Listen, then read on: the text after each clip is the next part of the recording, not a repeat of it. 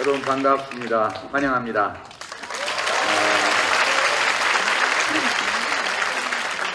말로씨 노래가 괜찮았죠? 네. 써니가 특히 인상적이더군요. 그렇게 부르니까. 제가 지난 한 15년간 강연을 수백 번 이상 했는데요. 오늘처럼 돈 주고 티켓 구입해서 오신 청중들 상대로 강연하는 게 처음입니다. 이렇게 좀 신기한 것도 하고요. 그래서 보통 강연 때는 쪽지 한 장만 들고 하는데 오늘은 이만큼 준비를 해왔습니다. 오늘 표값이 좀 이렇게 여러 가지 있었는데 표준이 35,000원이었죠. 이 외에 35,000원인가에 대해서는 진중권 교수가 정리를 해줬습니다. 말로 10,000원, 장기하 10,000원, 김비화 10,000원, 그리고 유시민 5,000원.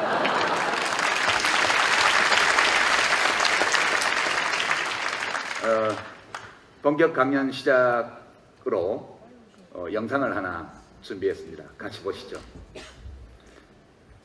예, 취했습니다. 역사란 뭘까? 어디에서 일어나는 걸까? 역사책을 읽을 때 우리는 이런 역사책들이 어떤 사건의 윤곽만 보여줄 뿐 사건 그 자체를 담고 있지는 않다는 사실을 쉽게 잊어버립니다. 그래서 역사라는 게 민족의 운명을 조정하는 10명 남짓한 사람들 사이에서 일어나고 그 사람들의 결정과 행위가 나중에 역사라고 불리는 것을 만들어낸다, 이렇게 믿기 쉽습니다. 우리처럼 이름 없는 사람들 기껏해야 역사의 대상, 즉 체스판의 폰처럼 앞으로 밀리거나 뒤에 선 채로 남겨지거나 희생자가 되거나 또는 붙잡히는 존재로 스스로 의식하지 못한 채 체스판에서 일어나는 일하고는 아무 상관없이 완전히 다른 세계에서 살아가는 것처럼 보입니다. 여기에 비춰보면 정말 중요한 역사적 사건과 결정은 사실 이름 없는 우리들 한 사람 한 사람의 가슴에서 일어난다, 이렇게 주장하는 게 이상하게 들리겠지만 이는 명확한 사실입니다. 때로는 자기 자신조차 의식하지 못한 채 동시에 일어나는 이런 대중의 결정 앞에서는 아무리 강력한 독재자라도 장군이라도 장성이라도 저항할 수 없습니다. 역사의 방향을 결정하는 중대한 사건은 모두 수천에서 수백만 명에 이르는 개개인의 사적인 경험에서 드러나는 것입니다. 이건 제가 한 말이 아니고요. 세바스티안 하프너라고 하는 독일 작가가 어느 독일인 이야기라는 히틀러에 관한 책에서 한 말입니다. 오늘 이 강연, 이 행사에서 우리들 각자가 자기 자신의 개인적 경험이 우리 현대사의 중요한 사건들과 어떻게 얽혀 있는지 한번 반추해보는 기회가 됐으면 합니다. 오늘 5가지 제 개인의 어떤 경험과 우리 현대사가 얽혀 있는 이런 5가지 주제를 준비해 왔는데요. 첫 번째 주제입니다. 도대체 어떤 힘이 역사를 변화시키는가? 지난 한 50년 동안 대한민국 수도 서울 모습이 진짜 많이 변했습니다. 근데 그 안에서 살아가는 우리들의 삶은 얼마나 훌륭해졌을까? 이런 의문을 가져봅니다. 저는 우리들의 삶도 겉모습만큼이나 달라지고 또 훌륭해졌다고 생각합니다. 우리 대한민국의 현대사는 산업화 그리고 민주화라는 말로 요약할 수 있는데요. 그런 산업화와 민주화 과정 사이에 민주화의 과정에서 우리 현대사의 방향을 결정한 결정적인 사건들은 사실 우리들 각자의 경험과 진짜 연관되어 있습니다. 제 개인적인 경우를 한번 말씀드려 볼까요? 1978년도니까 제가 대학교 1학년 때입니다. 그때 초여름이었는데 어느 날 이제 막차 시내버스를 타고 화곡동에 있는 강서구 화곡동에 있는 저희 큰누이 집으로 가는 길이었어요. 근데 졸다가 정류장을 놓쳐가지고 선어정거장을 더 갔습니다. 그때는 통금이 있었거든요. 야간 통금이요. 통금에 걸릴까봐 막 뛰어서 고객길을 올라갔죠. 이 고객길 꼭대기에 딱 올라섰는데 아파트 단지가 내려다 보이고요. 근데 앞에 크게 그 강서구의 야경이 펼쳐져 있었고요. 그 아파트의 불빛 사이사이에 빼곡하게 붉은색 교회 네온 사인이 서 있더군요. 조금은 기괴한 장면처럼 저에게는 보였습니다.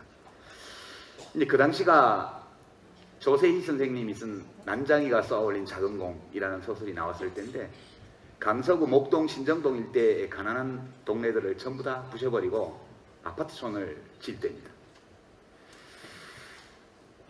그때 그 끝날 것 같지 않아 보이는 아파트 숲 야경을 보면서 이렇게 서 있는데 왠지 좀 외롭고요, 서럽고요, 그리고 겁이 나더라고요.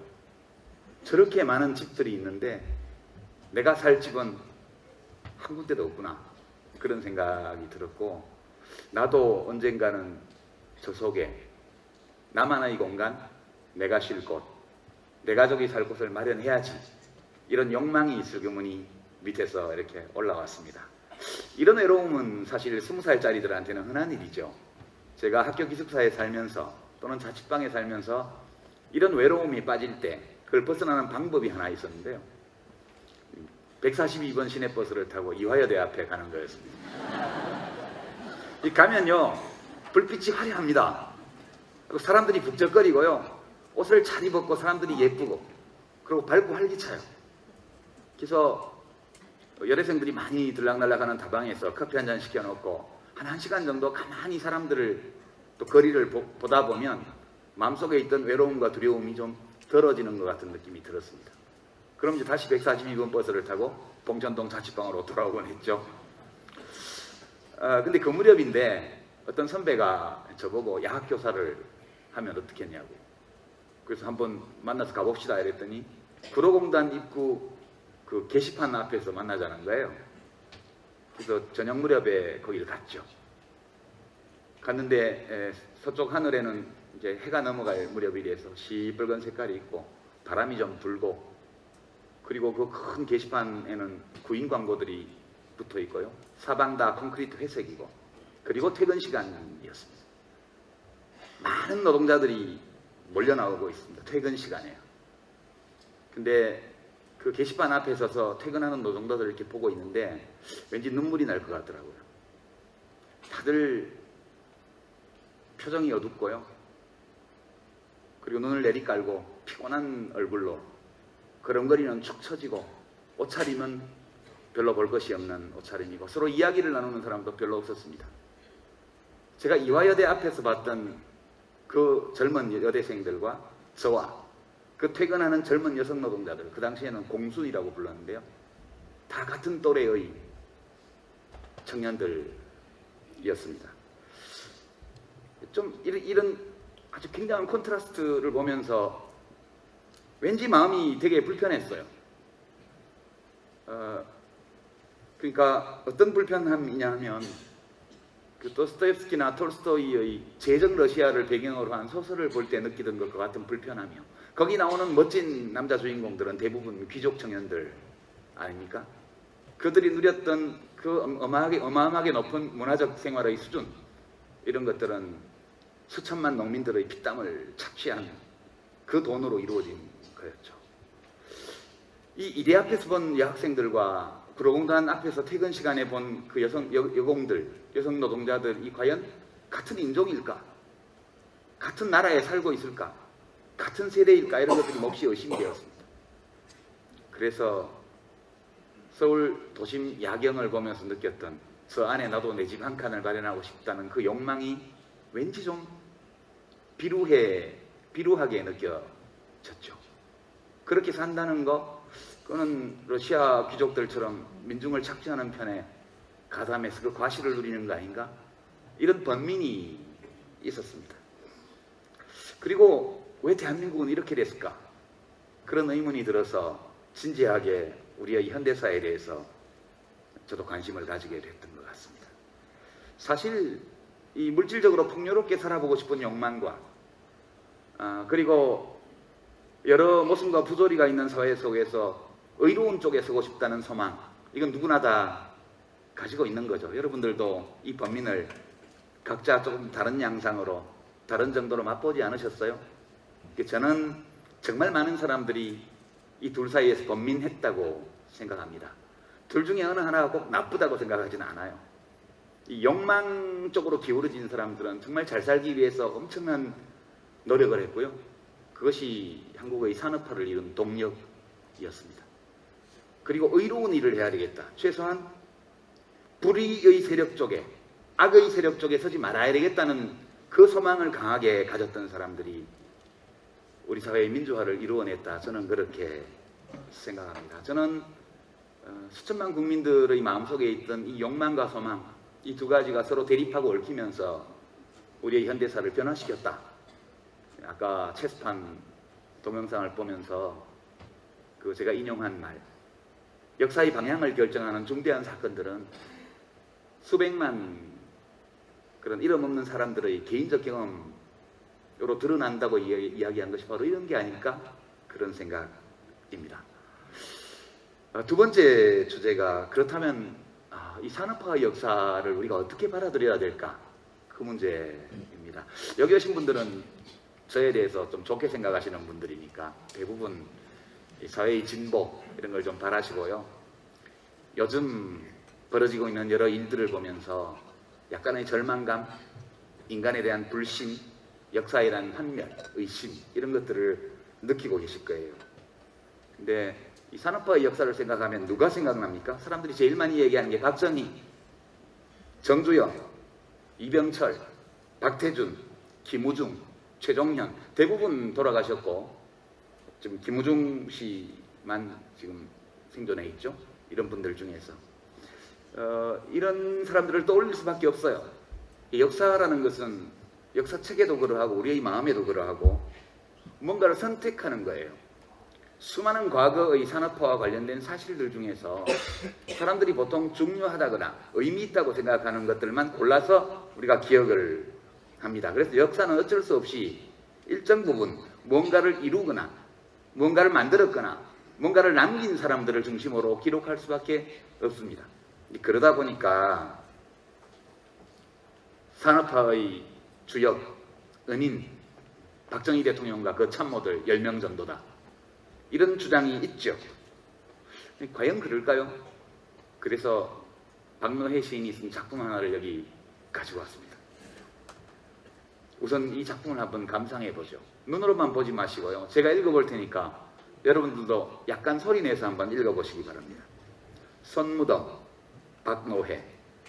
올 어린이날만은 안사람과 아들놈 손목 잡고 어린이 대공원에라도 가야겠다며 은하수를 빨며 웃던 정형의 손목이 날아갔다. 작업복을 입었다고 사장님 그라나다 승용차도 공장장님 로얄 살롱도 부장님 스텔라도 태워주지 않아 한참 피를 흘린 후에 타이탄 짐칸에 앉아 병원을 갔다. 기계 사이에 끼어 아직 팔딱거리는 손을 기름 먹은 장갑 속에서 꺼내어 36년 한 많은 노동자의 손을 보며 말을 잇는다. 비닐봉지에 싼 손을 품에 넣고 봉천동 산동네 정형 집을 찾아 서글한 눈매의 그의 아내와 초롱한 아들놈을 보며 차마 손만은 꺼내주지 못하였다. 훤한 대낮에 산동네 구멍가게에 주저앉아 쇠주병을 비우고 정형이 부탁한 산재관계책을 찾아 종로의 크다란 책방을 둘러봐도 엠병할 산더미 같은 책들 중에 노동자가 읽을 책은 두눈두눈 까 뒤집어도 없고 화창한 봄날 오후 종로거리엔 세련된 남녀들이 화사한 봄빛으로 흘러가고 영화에서 본 미국 상가처럼 외국 상표 찍힌 웬갓 좋은 것들이 휘황하여 작업화를 신은 내가 마치 탈출한 죄수처럼 쫄드만. 고층 사우나 빌딩 앞엔 자가용이 즐비하고 고급 요정 살롱 앞에도 승용차가 가득하고 거래한 백화점이 넘쳐 흐르고 프로야구장엔 함성이 일고 노동자들이 칼처럼 곤두세워 멋빠져라 일한 시간에 느긋하게 즐기는 년놈들은 왜 이리 많은지, 원하는 것은 무엇이든 얻을 수 있고 바라는 것은 무엇이든 이룰 수 있는 선진조국의 종로거리를 나는 ET가 되어 얼라간 미친놈처럼 헤매이다. 일당 4,800원짜리 노동자로 돌아와 연장노동 도장을 찍는다. 내 품속의 정형손은 싸늘히 식어 푸르댕댕하고 우리는 손을 소주에 씻어 들고 양지 바른 공장 담벼락 밑에 묻는다. 노동자의 피땀 위에서 번영하는 조국을 향락하는 누런 척추의 손들을 일 안하고 놀고 먹는 하얀 손들을 묻는다. 프레스로 싹둑싹둑 짓잘라 원한의 눈물로 묻는다. 기쁨의 손짓으로 살아날 때까지 묻고 또 묻는다. 이게 여기 보면 80년대를 기억하게 하는 단어들이 나오죠. 은하수를 빨며, 은하수가 70년대 말 80년대 초의 담배 이름입니다. 그라나다 승용차 로얄 살롱 스텔라, 이게 지금 에쿠스, 그랜저, 소나타 이런 급입니다. 타이탄 트럭 이름이죠. 그리고 원하는 것은 무엇이든 얻을 수 있고, 이거는 정수라 씨가 불렀던 대한민국인가요? 그 노래의 가사 일부입니다. E.T.가 대박을 쳐서 그 당시에는 E.T.가 유행이었고요. 이런 시대상들이 여기 읽힙니다만, 제가 이 시를 가지고 온 것은 박노해 시인의 초기 시들이 대부분 그랬던 것처럼 잘 살아보세요라는 구호를 내걸고 이 드라이브를 걸었던 산업화의 이면에 우리가 기억해야 될 것이, 사실 그것을 이끌었던 몇몇 위인들의 이름과 얼굴이 아니고, 그 과정 속에서 정말 베트남 전쟁 참전 용사들이 전쟁터에서 죽은 것보다 훨씬 더 많은 사람들이 죽어나가고, 하루에 잘라지는 손가락과 손목까지 잘린 손들의 양이 어마어마하게 나오던 그 시절의 이야기입니다. 사실 물질이 중요하죠. 그냥 물질이 좋아서가 아니라 우리가 자유롭게 내가 살고자 하는 삶을 살려고 할 경우에 물질이 너무 결핍되어 있으면 그 자유를 누릴 수가 없습니다. 물질의 극단적인 결핍이라는 것은 억압이에요. 그래서 잘 살아보세요라는 것은 저는 어떤 비천한 욕망이라든가 이것만으로 봐서는 안 되고, 물질의 극단적 결핍이 주는 두려움과 고통, 그 억압에서 벗어나고자 하는 당연한 욕망의 표현이라고 저는 생각합니다. 물질에 대한 욕망을 충족하는 것을 지고지선한 가치로 여기고 그것만이 가치 있는 것처럼 생각하는 것은 비판해야 마땅하죠. 그러나 그 욕망 그 자체를 비난하는 것은 저는 옳지 않은 일이라고 생각합니다. 그래서 이 주장에 대해서 우리가 맞설 수 있는 것은 물질적 어떤 풍요, 경제 발전이 중요하지 않아, 이건 아니라고 봐요. 그것은 중요해. 그러나 그것만이 중요한 것은 아니야. 그것만큼이나 또는 그보다 더 중요한 것이 있을 수 있어.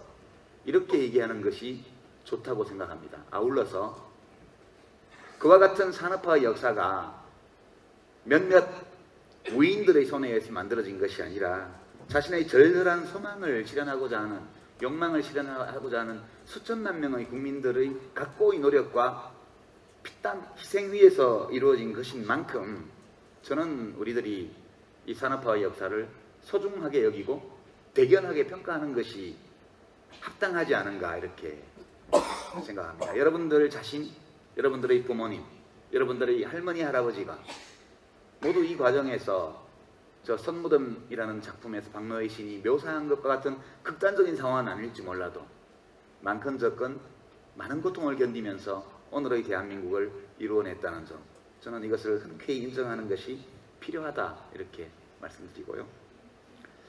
세 번째 소주제로 가서 민주화의 역사를 잠깐만 말씀드리겠습니다.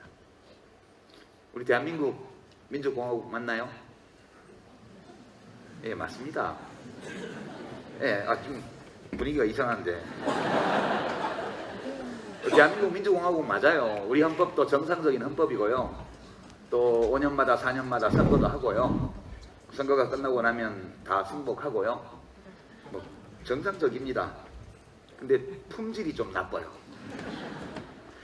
근데 사실 우리가 얼마만큼의 민주주의를 가질 자격이 있냐, 이 문제에 대해서는 좀 생각해 봐야 된다, 이렇게 저는 봅니다. 사실 민주주의를 그냥 얻은 나라는 거의 없거든요. 여러분 프랑스 대혁명, 영국 명예혁명 등등의 역사를 많이 알고 계시지 않습니까?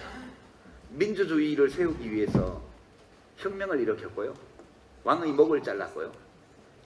피가 강같이 흐르는 내전을 치렀고요. 다시 반동이 오고 다시 혁명이 일어나고, 이 과정을 몇백 년에 걸쳐서 반복한 끝에 지금 서유럽 국가들은 오늘의 민주주의를 만들어냈습니다. 우리는 어떤가요? 임금님 목을 자른 적 있어요? 아니죠. 임금님은 그냥 일본 놈들이 쳐들어와서 그냥 쫓겨났습니다. 지배계급을 숙청한 적이 있습니까? 망국과 함께 나라가 망하면서 조선의 지배층도 그냥 무너져 버렸죠. 일제에 협력하고. 그런데 어떻게 우리 민주공화국을 가지게 됐어요? 3.1운동이 좌절되고 나서 샹하이에서 임시정부를 수립한 독립지사들이 거기서 대한제국의 복원이 아니고 민주공화국의 수립을 투쟁의 목표로 선포함으로써 우리 대한민국이 시작된 거고요. 그리고 미군 점령기에 21세기, 20세기 문명사의 축복을 받아서 공짜로 민주공화국 헌법을 만들었다. 저는 그렇게 생각합니다. 헌법을 만드는 것은 비교적 간단한 일이었고요. 그러나 그 헌법에 써진 대로 민주주의를 가지는 것은 되게 어려운 일이었어요. 우리는 왕의 목을 자른 적은 없지만요. 독재자를 쫓아내거나 굴복시킨 사례가 있습니다. 4.19 다 아시는 것처럼 대통령을 쫓아냈어요. 5.18 때 12.6 사건이 날 때 부산 마산 지역 민중봉기에 겁먹은 권력 집단 내부의 분란 때문에 박정희 대통령 암살 사건이 일어난 거 아닙니까? 그리고 전두환 정권은 6월 항쟁을 통해서 굴복시켰습니다. 되게 우리가 극단적인 사회혁명은 아니지만 먼저 헌법을 만들어 놓은 다음에 뒤늦게 그 헌법을 실현하는 문제를 가지고 정말 오랫동안 싸워온 국민입니다. 그 과정에서 정말 많은 사람들이 다쳤고요. 죽었고요. 감옥에 갔고요. 고문을 당했고요. 그리고 자기 자신을 죽이기도 했습니다. 30년에 걸쳐서 끈질기게 싸워서 얻었는데 민주주의가 만약 있어도 좋고 없어도 그만인 사치품 같은 거라면 사람들이 그랬을 리가 없죠. 저는 그렇게 생각합니다. 여기 1980년 5월 15일 서울역 집회 사진을 가지고 왔는데요.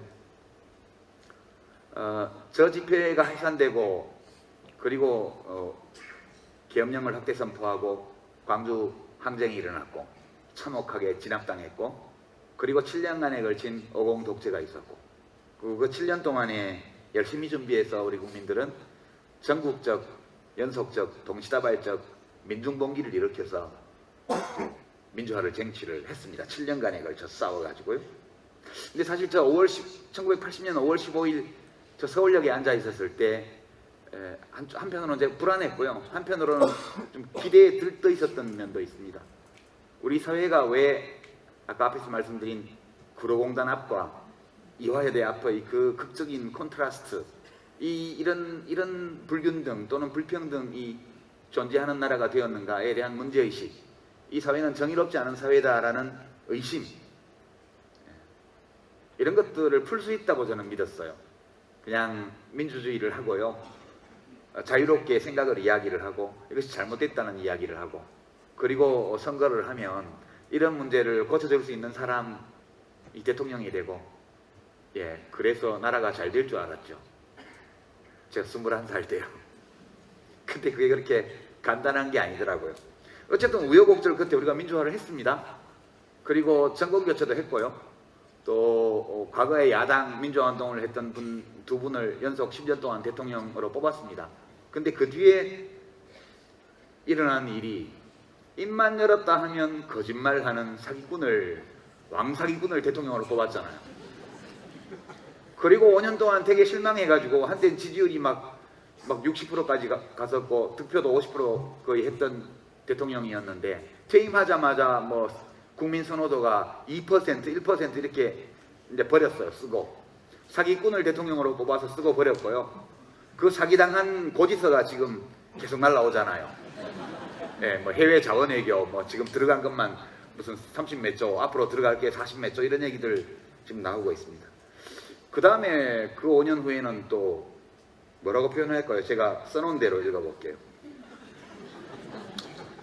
산업사회와 민주주의의 기본을 이해하는 데 필요한 최소한의 지성이 없는 사람.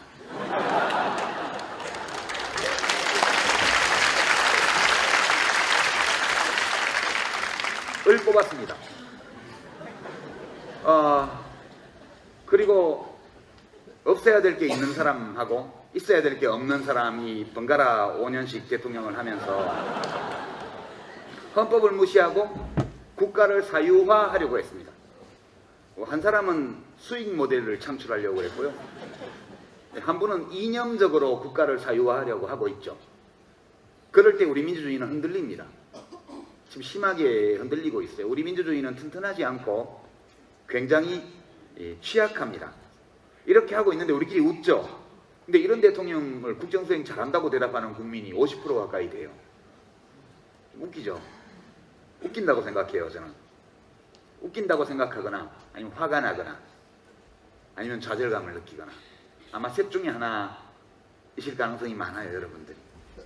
근데 저도 이걸 어떻게 봐야 될지를 굉장히 고민했습니다. 제 결론은 우리의 민주주의는 아직 약한데 그 우리의 민주주의가 약한 이유가 뭐냐 하면 보통 이름 없는 보통 수천만 명의 보통 사람들의 개인적 체험 경험과 민주주의 사이에 덜 엮였다는 거예요. 아직까지. 민주주의가 얼마나 중요한 것인지, 민주주의가 모든 문제를 좋게 해결해주는 필요충분 조건은 아니지만 우리 사회의 문제들을 해결하고 대한민국을 좀 더 훌륭한 나라로 만드는데 필요조건이라는 거, 이런 것들에 대한 인식이 아직 좀 부족하기 때문이라고 저는 생각합니다. 그 민주주의는 국가의 정의를 실현하는 데 필요한 실현하는 필요충분 조건이 아니고요. 그냥 필요조건이에요. 이 필요조건을 필요충분 조건으로 바꾸는 비결이 뭐냐? 그것은 국민들 개개인의 체험이라고 저는 생각해요. 우리에게는 아직 체험에 필요한 시간들이 남아있다고 저는 생각합니다. 어찌 보면 오늘의 현실 앞에서 절망감, 비탄, 좌절감, 인간에 대한 환멸, 국민에 대한 불신 이런 걸 느끼는 우리들의 마음은 좀 너무 급한지도 모르겠다, 그런 생각을 합니다. 위로가 될 사례를 하나 말씀드릴게요. 1918년 제1차 세계대전이 끝나갈 무렵에 독일 국민들이 혁명을 일으켜서 제2제정을 타도하고 그리고 바이마르 공화국이라는 불리우는 그런 민주정부를 수립을 했습니다. 그리고 15년 후에 나치가 선거를 통해서 권력을 히틀러가 잡았고요. 그리고 나서 600만 명의 유대인 학살, 전쟁, 독재, 이것을 약 12년간 경험합니다. 똑같은 국민이에요. 바이마르 공화국을 세웠던 국민이 나치를 지지했고요. 히틀러를 지지했고요. 히틀러의 전쟁과 학살 이런 것들 다 지지했고 그 명령에 다 따랐습니다. 그리고 나서 전쟁이 끝나고 나서 그때와는 완전히 다른 현대적인 독일 사회를 만들어냈습니다. 오늘날 우리가 부러워하는 민주주의 제도가 사회정의를 실현하는 완벽하지는 않지만 상당한 정도의 효력을 가진 필요충분 조건이 되어 있는 나라, 이렇게 우리가 독일을 이해하는데요. 이 독일이 불과 60년 전에 그렇게 끔찍한 참극을 겪었던 나라라는 사실, 여러분들에게 위안이 될지 모르겠습니다. 그 야만과 굴종과 치욕과 끔찍한 국가범죄의 도가니를 통과하고 나서야 독일 시민들 개개인이 나의 삶과 국가의 미래와 그런 민주주의 사이에 어떤 관계가 있는지를 각자의 체험으로 알게 되었다는 뜻입니다. 저는 우리 사회가 조금 더 긴 가시밭길을 가야 할 거라고 보고요. 그리고 우리들 각자가 개개인의 저마다의 체험을 기반으로 해서 역사의 방향을 결정짓는데 참여하려고 하는 결정적인 싸움의 순간들이 올 것이라고 생각합니다. 그렇게 보고 너무 비탄에 빠지지 마시기 바랍니다. 네 번째 주제는요, 민주주의가 무슨 상관이랑 나만 잘 살면 되지, 이런 문제에 대해서 좀 말씀드리겠습니다. 이 인구 피라미드를 보시는데요, 앞에 것은 지금 1960년에서 2014년까지고요 2014년에서 다시 2060년까지 전망치를 이어서 보시게 될 겁니다. 우리 모두는 이 피라미드 안에 하나의 점으로 들어와 있어요. 제가 운이 좋다면 이따 2060년 그림의 맨 꼭대기 100세 거기가 있을 거예요. 우리들의 삶에 영향을 미치는 요소는 대단히 많죠. 제일 첫 번째가요, 어느 나라에 태어났느냐, 이게 아주 결정적입니다.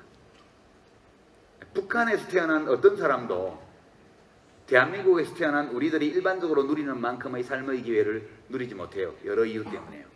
또는 요즘 에볼라가 창궐하고 있는 시에라리온이라든가 뭐 자이레라든가 이런 서아프리카 국가에서 태어난 사람도 마찬가지입니다. 국가가 그 사람의 인생의 거의 절반을 결정하고요. 그 다음에 어떤 할아버지, 어떤 아버지 어머니를 만나느냐. 요즘은 상속이 중요하니까요. 그 중요한 영향을 미치고요. 그 다음에 어떤 생물학적 특성과 재능을 가지고 태어났느냐. 이것도 굉장히 중요합니다. 근데 다른 건 못 바꿔요. 여러분 가지고 태어난 유전자를 바꿀 수 있습니까? 못 바꾸잖아요. 부모를 바꿀 수 있어요? 못 바꾸잖아요. 근데 뭘 바꿀 수 있습니까? 국가는 바꿀 수 있어요. 실제로 국가가 훌륭하지 않으면 시민들 개개인이 훌륭한 삶을 누릴 기회가 별로 없습니다. 1959년에 제가 태어났을 때 책에도 써놨는데 1959년 현재 1959년 출생자의 기대 여명 예상되는 평균 수명이 55년이었습니다. 제가 지금 55년을 살았거든요. 이미 평균치만큼 살았고요. 앞으로 살 인생은 덤이에요. 2014년 현재 태어나는 애들은 80년을 살 걸로 예측됩니다. 이 이야기는 뭐냐? 저희 세대가 또는 뭐 저는 이미 애 낳을 나이가 지났으니까 지금 한 30대들이 이제 애를 낳죠. 그럼 우리 세대가 우리 다음 세대에게 25년의 삶을 더 준 거예요. 우리 할아버지 할머니한테서 내가 받은 것은 55년이었는데 우리 세대는 우리 자녀들에게 80년을 준 거예요. 한 50년 사이에 수명을 25년을 늘려놨으면 대단한 거 아니에요? 저는 대단한 거라고 봐요. 그래서 이 점에 관해서는 청년들이 기성세대에 대해서 감사를 느껴야 마땅하다고 생각하고요. 그렇잖아요. 그 원인이 뭐냐를 따져보면 그것은 국가가 훌륭해졌기 때문이에요. 소득이 올라가서 영양 상태가 개선됐고요. 국가 보건정책의 결과 전염병과 이런 상하수도 관리 이런 걸 잘해서 전염병을 다 퇴치했고요. 그 다음에 각자 소득 수준이 높아진 데 따라서 개인위생이 향상됐고요. A급은 아니지만 B급 정도의 국민건강보험제도와 의료산업 발전 덕분에 웬만해서는 죽지 않아요. 고신의 철시 사건처럼 의사가 터무니없는 그런 잘못을 저지르지 않는다면 웬만한 병으로는 병원에 가서 죽지 않습니다. 그러니까 이것은 뭐 때문이냐? 그것은 국가가 훌륭해졌기 때문이에요. 55년 전과 지금은 비교할 수 없을 만큼 모든 면에서 국가가 달라졌습니다. 만약 우리가 앞으로 남은 삶 동안 더 훌륭한 삶의 기회를 누리기를 원한다면 그리고 우리 아이들이 더 좋은 기회를 누리기를 원한다면 우리는 국가를 더 훌륭하게 바꾸기 위해서 노력해야 된다. 저는 그렇게 생각합니다. 이제 마지막 주제로 가서요. 역사는 아까 역사의 변화를 추진하는 동력이 이름 없는 수천만 명의 사람들이 가지는 개인적인 체험이라고 얘기를 했습니다. 여기 화면에 지금 세월호 관련해서 사람들이 느끼는 아픔, 슬픔, 고통, 분노 이런 것들을 표현하는 사진들을 좀 가지고 왔습니다. 이상하죠? 여러분들 중에는 그 세월호에서 죽어간 아이들이나 탑승객들과 개인적으로 알거나 인연이 있는 분들이 가끔 있을 수 있을 거예요. 그러나 대부분은 아무 상관이 없습니다. 개인적으로요. 친척도 아니고 가족도 아니고 동창도 아니고 아는 사람도 아니에요. 근데 왜 사람들이 저렇게 울까? 왜 저렇게 분노할까? 이것에 대해서 저는 이것이 역사진보의 방향이라고 생각해요. 우리들이 가지고 있는 몸, 뇌 이런 것들은 사실 수십만 년 전에 만들어졌다고 그래요. 짧게 봐도 수만 년이요. 우리들이 가지고 있는 몸, 뇌를 포함한 몸은 수렵 채집시대, 구석기 시대에 만들어졌다고 그래요. 완성됐다고 그럽니다. 문명이 발생한 10,000년 이후, 1만 년 전 문명이 발생한 이후 지금까지 우리는 생물학적으로 하나도 진화한 흔적이 없어요. 근데 우리들이 삶은 10,000년 전과는 완전히 다릅니다. 무엇이 이 변화를 가지고 왔는가? 그리고 우리 사회의 변화, 우리 삶의 변화는 어디를 향해서 가느냐? 저는 이것은 명확하다고 봐요. 역사의 변화, 사회의 변화, 문명의 변화는 사람들 각자가 더 자유롭게 자기의 행복을 추구하면서 살 수 있는 상태를 향해서 나아간다. 저는 그렇게 생각합니다. 우리들이 자유로운 존재로서 행복을 추구하는 걸 방해하는 3대 억압, 물질의 결핍, 극단적인 결핍, 불합리한 제도, 그리고 낡은 관념, 이 세 가지가 우리들의 자유를 억압하는데요. 인류 문명의 역사는 이 세 가지의 족쇄로부터 인간이 스스로 해방시켜 나가는 과정이라고 생각합니다. 그럴 때 혼자서는 해방될 수 없어요. 물질의 생산, 제도의 개혁, 낡은 관념의 타파, 새로운 관념의 도입, 이 모두가 혼자만의 힘으로 할 수 없는 거예요. 여럿이 함께 해야 되기 때문에 문명이 만들어낸 교육의 결과 우리가 저런 공감 능력을 가지게 된 것이 아니고 몇만 년 전에 완성된 우리의 뇌 속에 이미 저렇게 공감하고 협력하고 서로를 배려할 수 있도록 만드는 세포 조직이 이미 자리를 잡고 있고, 이 문명은 그러한 우리 인간의 본성의 표현일 뿐이라고 봐요. 시간이 가면 갈수록 우리가 원래부터 생물학적으로 부여받은 선한 본성은 더욱더 큰 힘을 발휘하리라고 보고요. 그래서 역사의 진보를 믿는다는 것은 어떤 역사 밖에 있는 법칙, 거스를 수 없는 어떤 자연법칙 이런 게 있다고 믿는 것이 아니라 우리들의 마음속에 그런 선한 어떤 것이 있다는 거예요. 그런 본성이 있다는 거예요. 그리고 그 본성을 제대로 발현하는 삶, 그것을 발현하게 해주는 사회가 훌륭한 사회라는 거예요. 이게 저는 진보의 방향이라고 생각합니다. 하루아침에 이루어지지는 않겠죠. 제가 여러분께 오늘 강연을 마무리하면서 가장 강조해서 말씀드리고 싶은 것은, 비록 불완전하고 주관적인 기록이지만 우리들이 구할 수 있는 역사서들을 들여다보고 인류의 역사를 들여다보고 대한민국의 역사를 들여다보면 그런 인간의 선한 본성에 대한 역사의 진보적 방향에 대한 확신을 얻을 수 있다는 거예요. 때로 뒷걸음질 것처럼 보이는 어떤 시기, 이런 것들은 더 크게 도약하기 위해서 개구리가 다리를 움츠리는 것처럼 그렇게 하는 과정이라고 저는 믿습니다.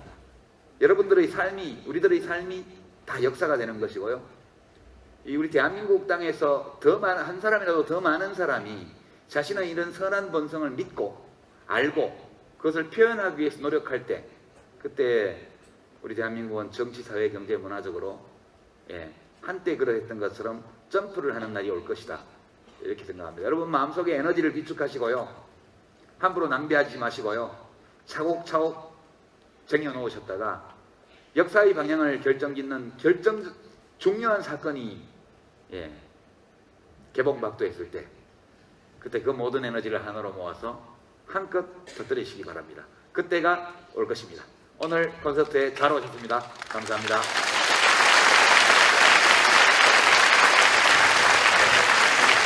대중의 결정 앞에서는 아무리 강력한 독재자라도 장군이라도 장성이라도 저항할 수 없습니다. 역사의 방향을 결정하는 중대한 사건은 모두 수천에서 수백만 명에 이르는 개개인의 사적인 경험에서 드러나는 것입니다.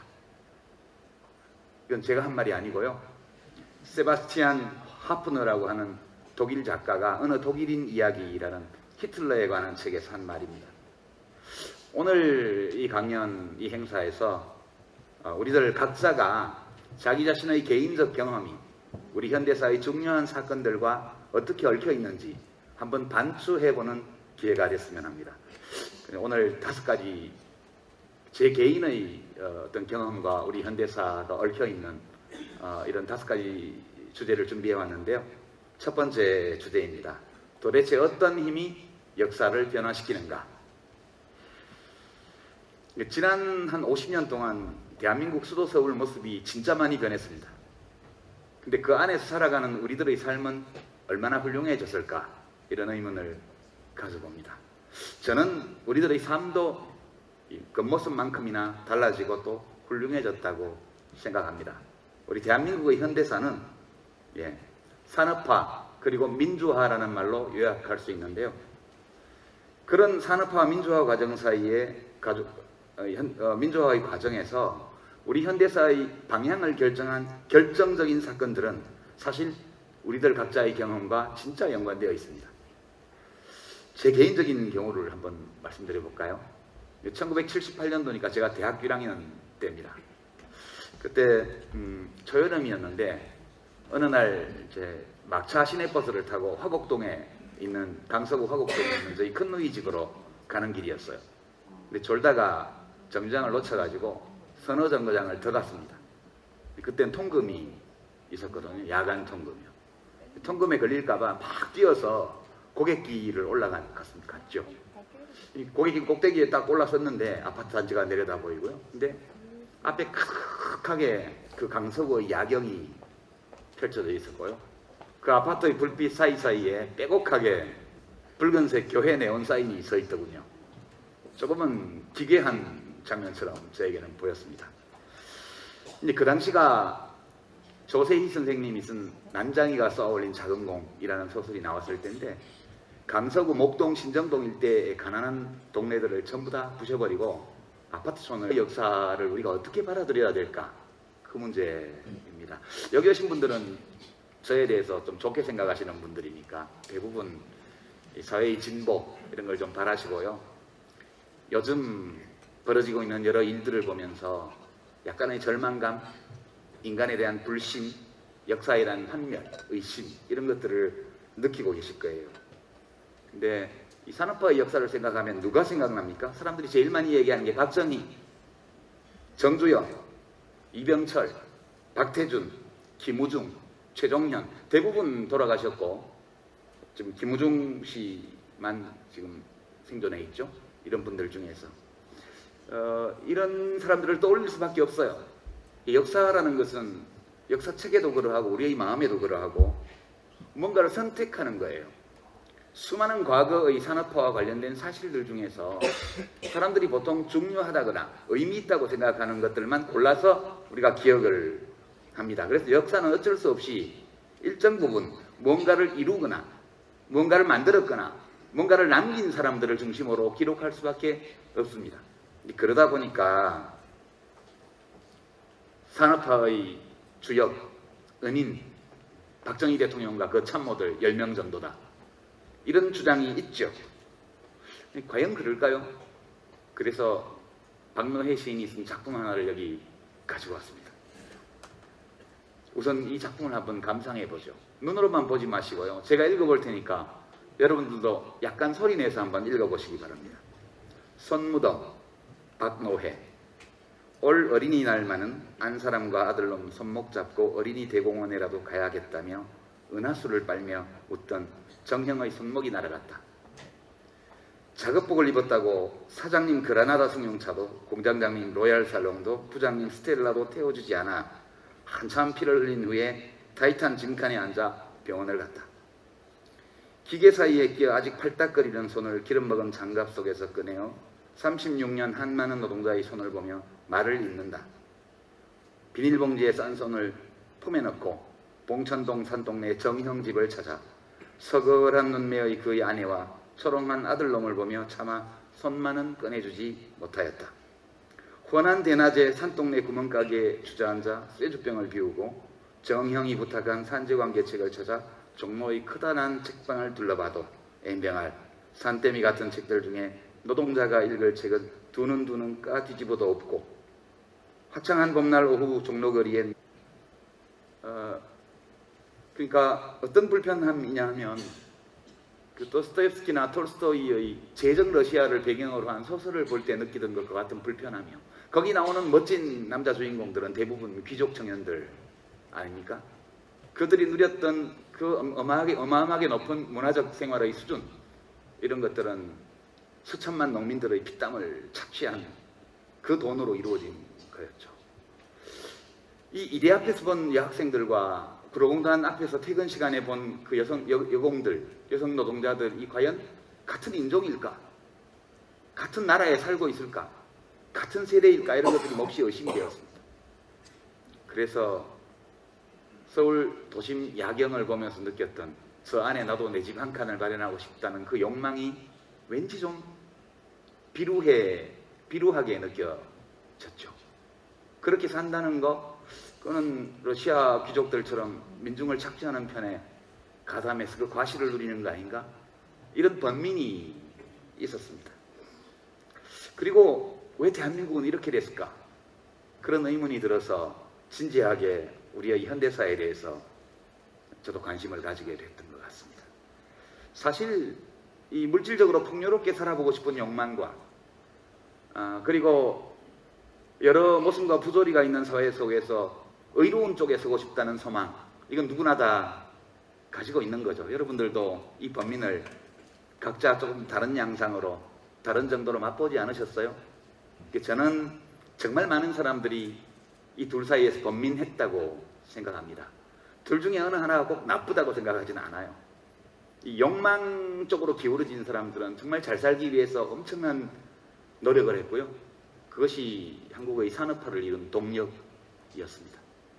그리고 의로운 일을 해야 되겠다. 최소한 불의의 세력 쪽에, 악의 세력 쪽에 서지 말아야 되겠다는 그 소망을 강하게 가졌던 사람들이 우리 사회의 민주화를 이루어냈다. 저는 그렇게 생각합니다. 저는 수천만 국민들의 마음속에 있던 이 욕망과 소망, 이 두 가지가 서로 대립하고 얽히면서 우리의 현대사를 변화시켰다.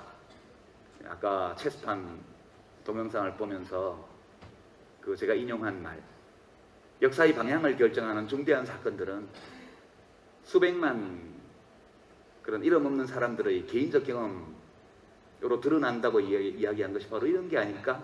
그런 생각입니다.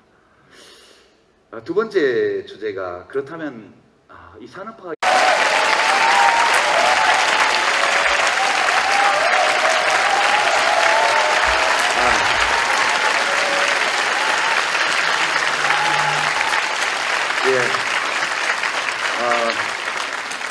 여러분 반갑습니다. 환영합니다.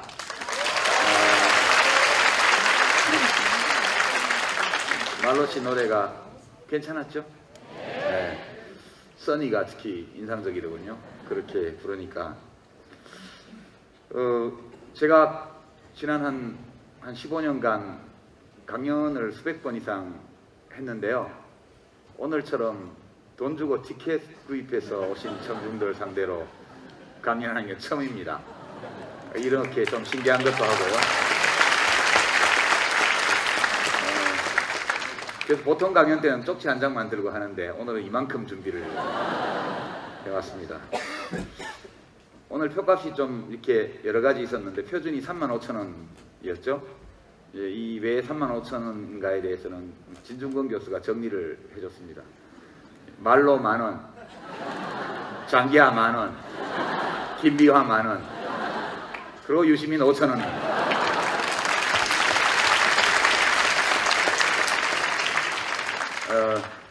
본격 강연 시작으로 영상을 하나 준비했습니다. 같이 보시죠.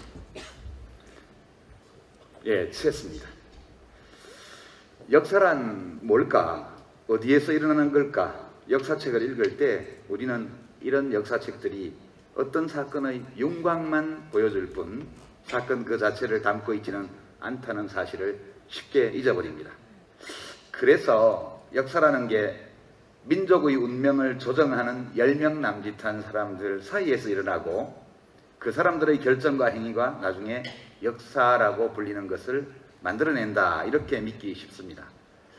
우리처럼 이름 없는 사람들 기껏해야 역사의 대상, 즉 체스판의 폰처럼 앞으로 밀리거나 뒤에 선 채로 남겨지거나 희생자가 되거나 또는 붙잡히는 존재로 스스로 의식하지 못한 채 체스판에서 일어나는 일하고는 아무 상관없이 완전히 다른 세계에서 살아가는 것처럼 보입니다.